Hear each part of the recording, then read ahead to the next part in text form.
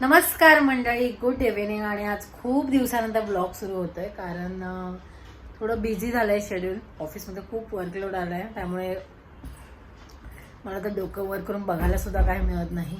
इंस्टाग्रामवर पण मी खूप कमी ॲक्टिव्ह असते आजकाल. आणि इव्हिनिंगला मग ऑलरेडी खूप एक्झर्शन झालेलं असतं, त्यामुळे शूटिंगला वगैरे एवढा वेळ नाही मिळत, एडिटिंगला पण वेळ नाही मिळत. त्यामुळे मी म्हटलं ठीक आहे, आपण जसं जमेल तसं करूया. आणि थोडीशी फार सगळ्यांची तब्येत पण डाऊन आहे, जसं आपल्या सगळ्यांना माहितीच असेल की आता व्हायरल चालू आहे, सगळ्यांना सर्दी खोकल्याची साथ आले. तर तसं वन बाय वन सगळ्यांना होत झालेलं आहे. सध्या मी आणि अनिका थोडंफार डाऊन आहोत. अनिकाला न्यायचं आहे आज डॉक्टरकडे, ते आहे आता बरी, पण जास्त एकदा दाखवून आणायचं आहे हा ना अनिका. आणि आज आहे दीप अमावस्या, तर आपण करणार आहोत दीप पूजन मस्तपैकी. बघा अनिका, से हाय, सगळ्यांना हाय कर पिल्लू. असं हाय करतात, फ्लाइंग किस देते तू, असं दे ना, असं अले वा. सो तयारी म्हणजे मी दिवे वगैरे सगळे काढून आधीच घासून ठेवले होते काल व्यवस्थित. आता सगळ्याची मांडणी करायची आहे. जेवण बऱ्यापैकी आज मम्मीनेच चार्ज घेतलाय खूप काही गोष्टींचा, तर ते मी तुम्हाला सांगेनच काय काय केलंय ते. आज असणार आहे आपला छोटासा फॅमिली ब्लॉग.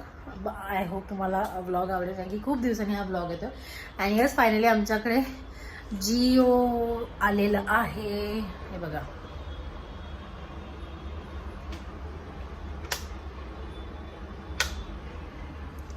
सो कनेक्शन करून गेलेत. त्याचा एक्सपिरियन्स कसा आहे, आमचा प्लॅन काय आहे, हे मी तुम्हाला नंतर कधीतरी नक्की सांगेन. आता जस्ट कनेक्शन झालं आहे, अजून सेटअप बॉक्सचं कनेक्शन व्हायचं आहे, ते मे बी उद्या होईल. आणि मग आमच्या टी व्हीवर सुद्धा जिओ चालू होईल आणि वायफाय सुद्धा. सो चला आता आधी पण पूजेची तयारी करूया.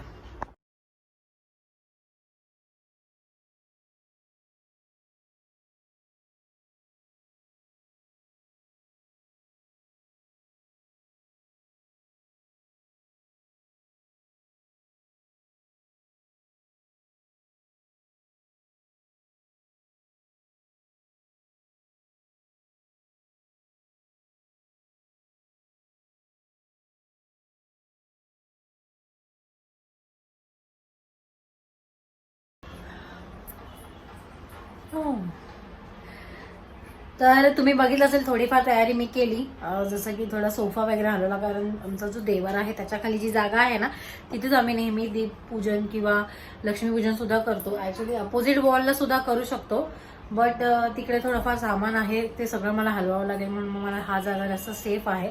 आणि कॉर्नर असल्यामुळे तिथे अर्निकाचं पण जास्त जायचं टेन्शन नसतं, त्यामुळे आम्ही तिथे करतोय.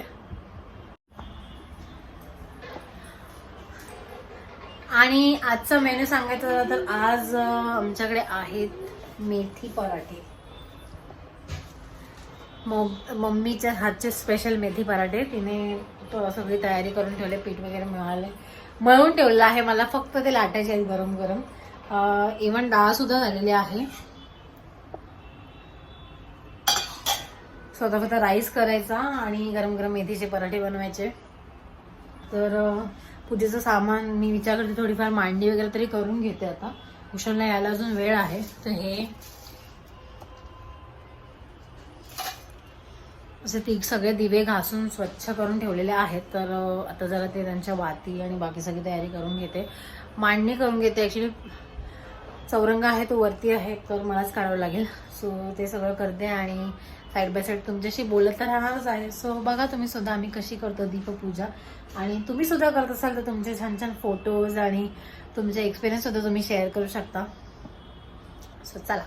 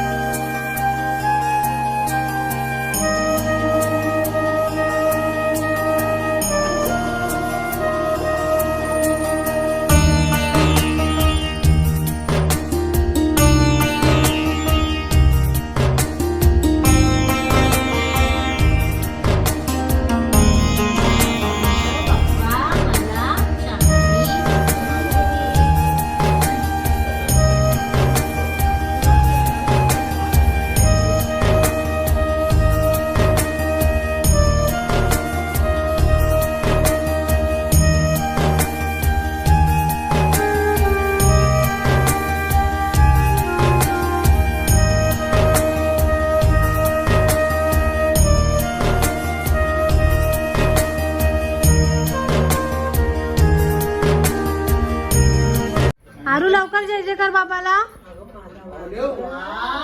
Good girl, good girl. आरू गणपती बाप्पा. कसं करतो राम भाऊ खाते अर्निका. कॅमेरा दिसला की चालेल. हा कसे करते गणपती बाप्पा मोरया. किडी गणपती येणार.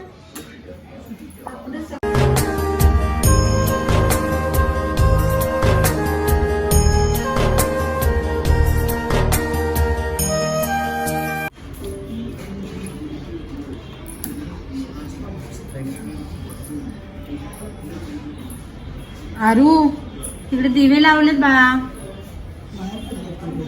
दिवे लावलेत. नीट जा. खाली बघ.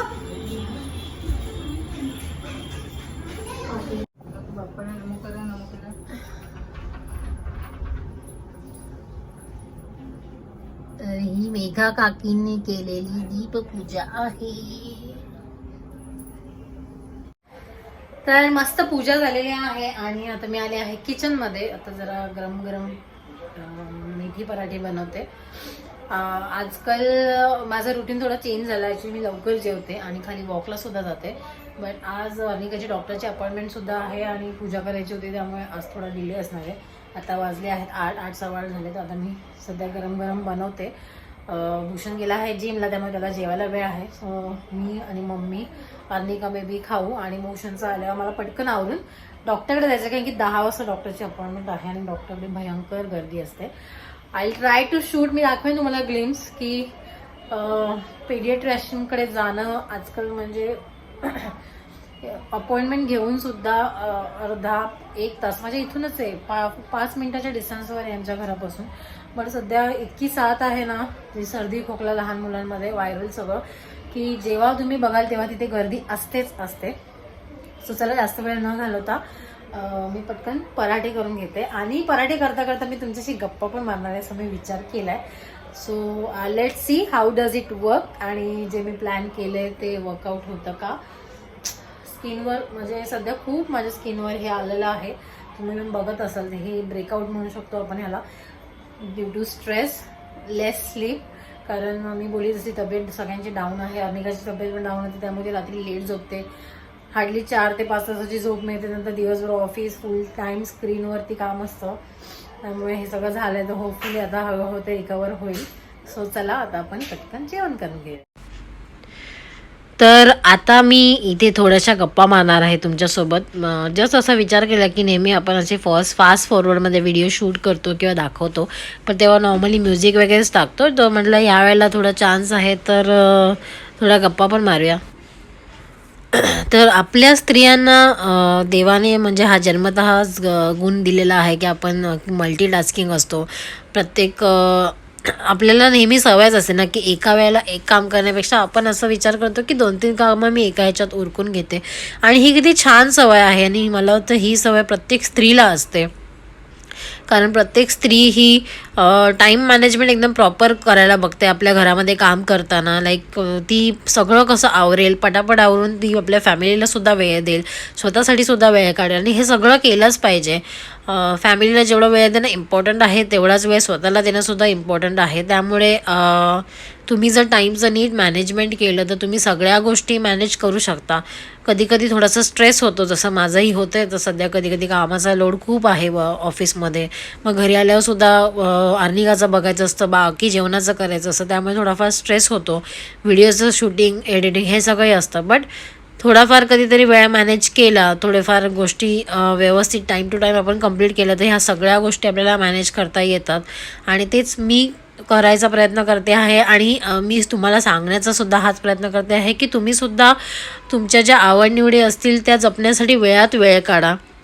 असा विचार नका करू की मी ते करत बसली तर मी माझ्या फॅमिलीकडे दुर्लक्ष करेन किंवा माझं जेवण राहिलं तर असं काही नाही आहे. तुम्ही प्रॉपर टाईम मॅनेजमेंट करा, त्यामुळे तुम्हाला सगळ्या गोष्टींकडे व्यवस्थितपणे लक्षही देता येईल आणि तुमची जी काही आवड असेल, तुमचा जो काही छंद असेल तो पुरेपूर तुम्ही जोपासू शकता, त्याच्यासाठी तुम्ही पुरेपूर वेळ काढू शकता. तर ह्या गोष्टीवर तुम्ही नक्की विचार करा आणि माझा हा छोटासा थॉट तुम्हाला सगळ्यांना आवडला असेल अशी मी अपेक्षा करते.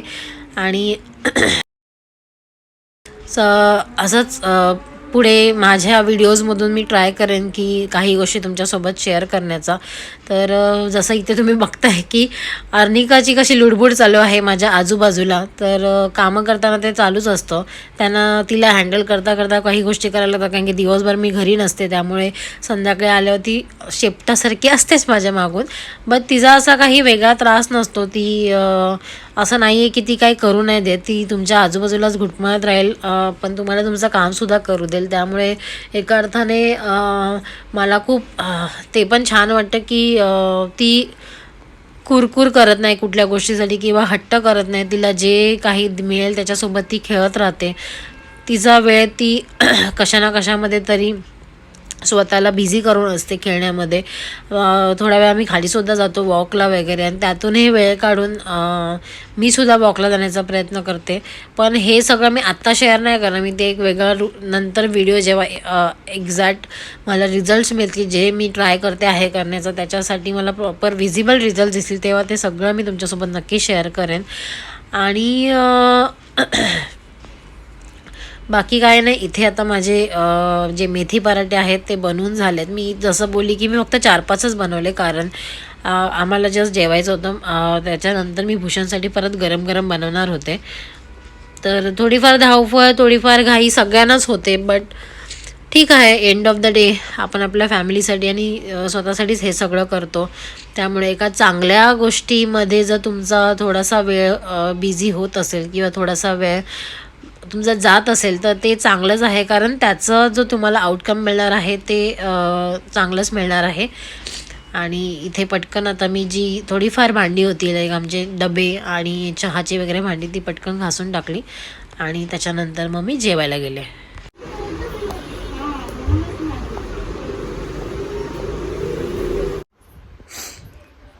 ये लवकर वरती ये. So that's it for today's video. आणि आता वाजले जातीचे 11:30. ॲक्च्युली जेवल्यानंतर आम्ही पटापट जेवण आवरलं. जसं मी तुम्हाला म्हणाले होते की आम्हाला जायचं होतं अनिकाच्या डॉक्टरकडे, तिची अपॉइंटमेंट होती. तर तिकडे आम्ही गेलो 10 वाजता. मी आलो, आम्ही 11-11:15 वाजले घरी यायला. त्याच्यानंतर फ्रेशन अप होऊन सगळं आवरून तिला मेडिसिन वगैरे दिलं. तर 11:30 होऊन गेलेत. मी पण जरा स्टीम वगैरे घेणार आहे, कारण मला पण परत सर्दीसारखं वाटतंय. आणि मग लगेच माहीत नाही, अनिका 2-3 दिवस व्यवस्थित झोपतच नाही. ती एक तर रात्री 1 वाजता झोपते आणि सकाळी परत 7 वाजता उठते, असं काहीतरी तिथं चालू आहे. तर बघूया आज तरी व्यवस्थित झोपते का. सो आय होप तुम्हाला आमचा हा छोटासा व्हिडिओ आवडला असेल आणि जे काही मला सांगायचं होतं ते सुद्धा तुम्हाला आवडलं असेल. तर आपण भेटूया नेक्स्ट व्हिडिओमध्ये. Till then bye, take care and live life happily. तू बोलते कसं? Till then bye, take care and live life happily. लाजली अनिका. चलो, गुड नाईट.